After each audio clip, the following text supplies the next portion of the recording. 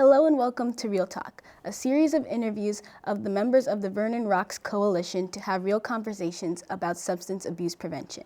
My name is Angie, and today joining me, I have Stephen Jackson with us. Stephen is a certified addiction counselor and Suboxone program coordinator at Hockanum Valley Community Council. Thank you for joining us today, Stephen.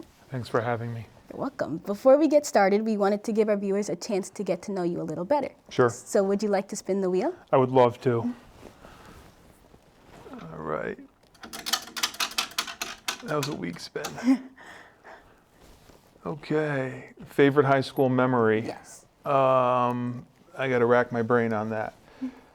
Favorite high school memory would probably be the first band that I was in with some of my friends, and we actually practiced right in Rockville, off Grove Street, and then we ended up moving our practice space to my basement. I grew up in Vernon, and that was probably one of the best times of my life, and also at the time of high school, and I met those guys in high school. So That's cool. So would you like to get into the interview questions now? Sure. All right. What are the goals of the Hockanum Valley Community Council? Goals of Hockanum Valley. Our goals are to be of maximum service to the immediate community, but also really to anyone who seeks us out. We provide a lot of different services, but as a independent nonprofit social service agency, one of our primary mission statements is to provide services to people regardless of their ability to pay for those services. So what towns do you serve? Really anyone. In the programs that, in the counseling program, it's definitely going to be anyone. There are different programs that we have that do target specific areas. The food pantry, for example, that is Vernon, Ellington, Tolland. We have a dial-a-ride transportation service, and they primarily serve Vernon, but they also have certain days or criteria where they'll help people with rides from Manchester, and there may be a couple other exceptions. But when it comes to the counseling clinic, it's anybody. I treat people that are coming from, if they choose Hockanum Valley, then they want to come to us, we treat them. So I've got people currently in our Suboxone program that are coming from Moodus and Norwich, and it's really anyone who wants help. If they want to come to us, we will serve them. Okay. So the Vernon ROCKS Coalition focuses primarily on substance abuse prevention. For those who have already become addicted to substances, what types of treatment programs does HVC have for them? Right. Okay. So like I mentioned, we have the Suboxone program, and what that is, for anyone who doesn't know, it's medication-assisted treatment. And the emphasis is really on treatment. The prescription drug Suboxone is used to help those who are struggling with opioid addiction. But the treatment component, which is going to look like group counseling, that really is front and center when it comes to medication-assisted treatment. So the Suboxone program, or the medication-assisted treatment program, is one of our most impactful programs to address people with addictive disorders. Other than that, we're the outpatient level of care. So again, not to get too over-explaining about it, but treatment goes in like a step-down process. So there's more intense levels of care where people are in detoxes, or they're in hospitals, or they're in inpatient services. And then people step down to what's called, generally, partial hospitalization, and then to intensive outpatient. And then that last step down, that's outpatient, that's us. So the services that we offer will be brief individual counseling. Sometimes it'll go for longer, but it's generally focused to be brief, to work with the supports that the people already have in place for themselves, they should be making some progress and making success by the time that we're treating them, or they're coming to us where their problems are not so acute that they need that higher level first. We have individual counseling. We have a whole clinical staff of very capable individual counselors with different specialties. And then we have some other programs that we have contracts with that will be more helpful to people that currently have legal trouble. So they may still have that addictive disorder, they still may need to find recovery, but the thing that's leading them to recovery, or more accurately, maybe pushing them to recovery, is the court system. So we have a few programs around that. One is the ASSIST program, and then we have a contract with Court Support Service Division, which is going to see a variety of cases from family relations, pretrial bail supervision, probation. We have relationships with some of the parole offices in Connecticut as well. So those are the services that we offer in a nutshell. All right, so what are some of the most common substances that you see people seeking treatment for in Vernon? The most common substances in Vernon, I would say front and center as far as the concern or what's most alarming would be fentanyl, which is to say opioids, but primarily what's on the street, I guess, is fentanyl-based illicit compounds that people are getting. So there's a lot of interchanging with the language and the lingo that people use when they describe these substances of misuse. So fentanyl is what's out there and presenting the biggest threat and is most lethal right now, but people will report that they're taking heroin, and they very well may be, but there's a good chance they think they're taking heroin, but they're actually getting fentanyl. So the short answer to that question is opioids is what we see at our clinic, and a close runner-up, I would say, alcohol. People that are having problems related to alcohol use. And then behind that, I would say marijuana.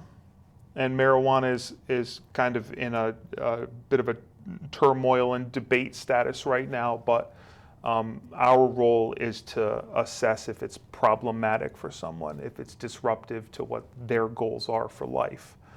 So we're not looking so much at the legal aspect as far as what people are using and struggling with. So I would say marijuana too, but those are the top three. Then a whole bunch of other stuff after that, but I think we see those the most. Is there a specific population of people you see more often than others, such as males versus females, or like a specific age demographic? It's tough to say. There are probably some, probably we see more males than females. Some of that is determined by our referral sources, these channels that lead people to us. It's almost, you could look to their demographics to look at what our demographics are going to be. But I hesitate to say that there's really one demographic more than another, because I can think right now, you know, we are seeing people as young as 15 years old, and as old as, you know, people in their 70s. So we really do see the whole spectrum of the community and surrounding communities, but probably more men than women. Mm-hmm. So how did you get involved with the Vernon ROCKS Coalition? Okay, I got involved in Vernon ROCKS through Michelle Hill, who I met by doing a little work with the Juvenile Review Board, which is a whole other program really that is fantastic in Vernon to help young people avoid more life-damaging, I don't know if that's the right way to say it, consequences, legal consequences. So I met Michelle through that, and then the Partnership for Success grant was awarded to our community, and from there, I knew that we were starting to make this push. We weren't named Vernon Rocks yet. I met Kaitlin, and the rest has been kind of a natural history. Can you tell us about some of the activities the coalition and HVCC has worked together on? Sure. The one that stands out the most to me, because I was the most nervous and panic-stricken I think I've ever been in my life, even more so than our interview today. It was the opioid crisis panel that we did at Rockville High School, where I was very privileged. I mean, it's not for a happy thing, it's for an opioid crisis, but I was very privileged to be on a panel with some of my colleagues in the community that I respect tremendously, and to be able to provide commentary and respond to very thoughtful questions. And it was mediated, ran by an NBC correspondent. That was the one that stands out in my memory the most. And it was good. It wasn't well enough attended, of course, but that's because the nature of this illness is denial.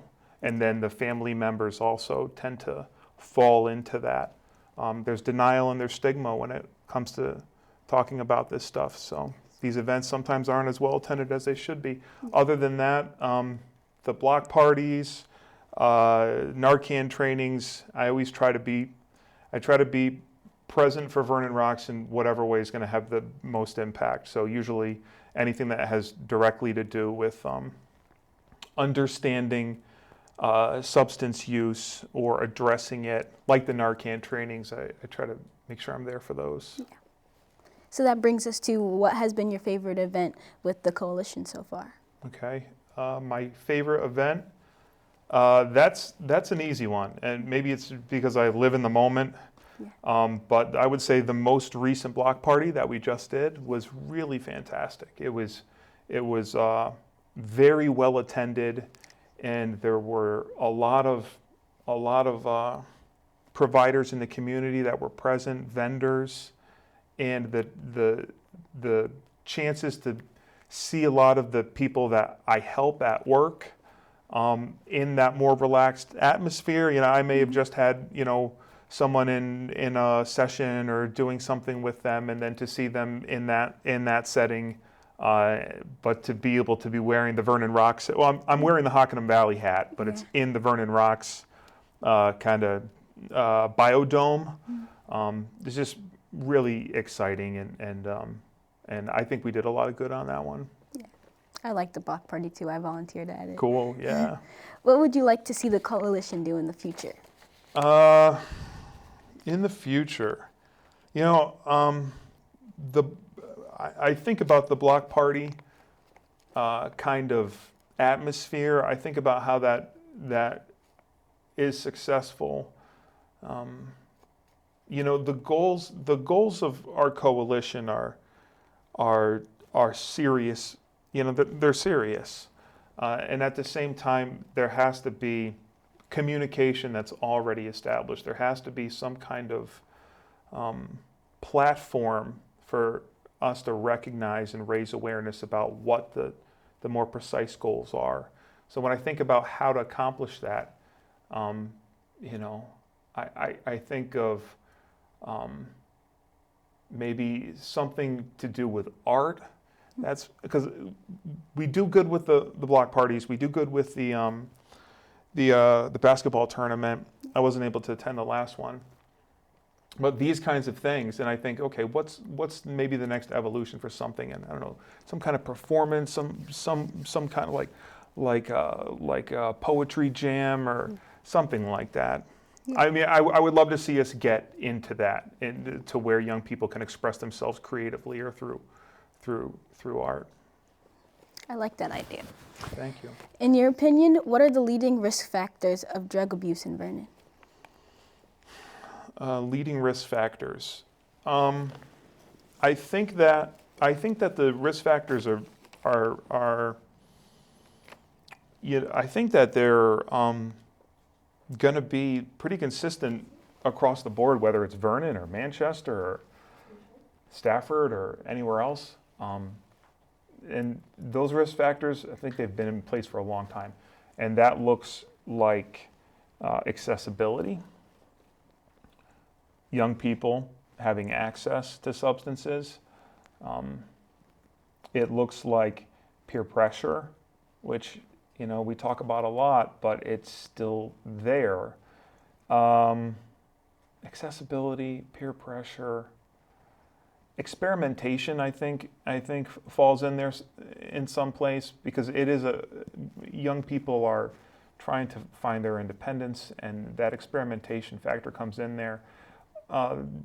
There's a normalizing that tends to happen with substance use in schools and with young people. That really needs to be challenged. But I wish I had some new secret kind of thing to share on what I think those are, but I think those are the same things that have been present for a long time. Mm-hmm. So what would you say is our biggest challenge with substance abuse in Vernon's youth? The biggest challenge,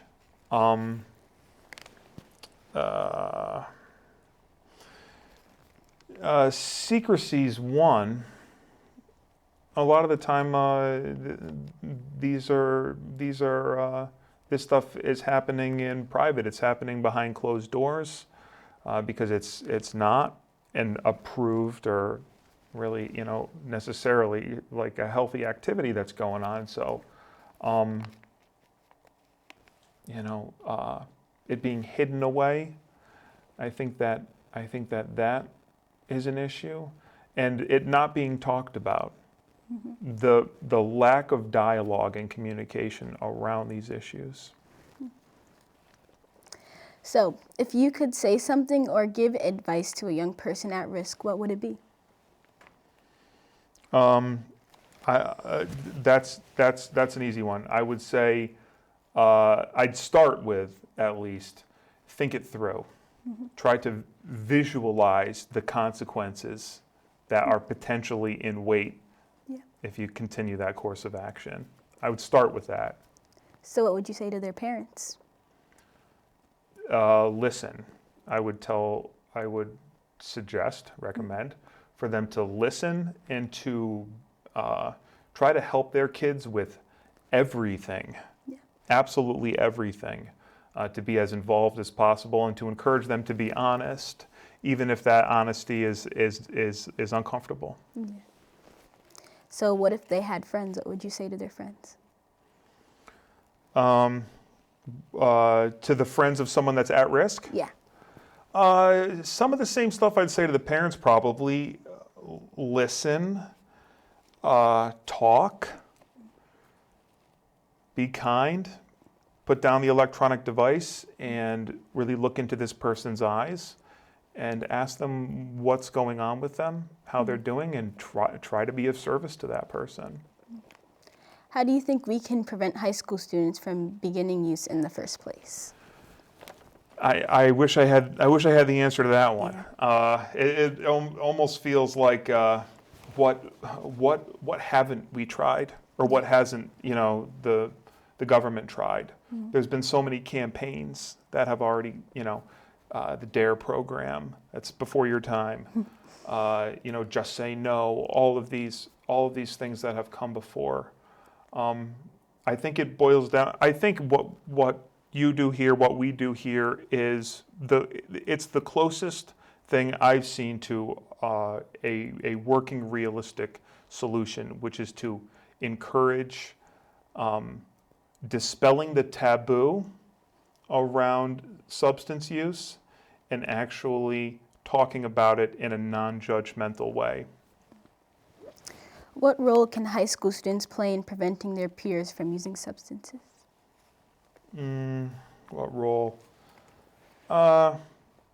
If a high school student is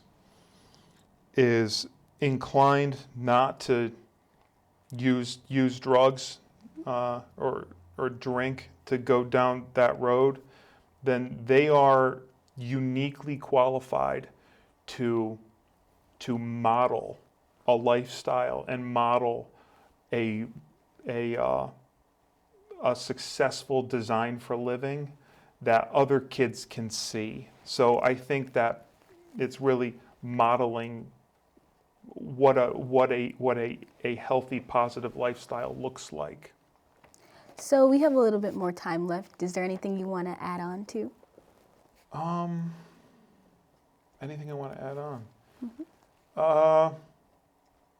Well, I look forward to continuing to work with the coalition, and I think it's fantastic. These interviews, I think this is great. I think that we'll carry the torch and keep trying to move it forward. I think that's all I got, Angie. I appreciate it. Thank you so much for joining us today, My Stephen. pleasure.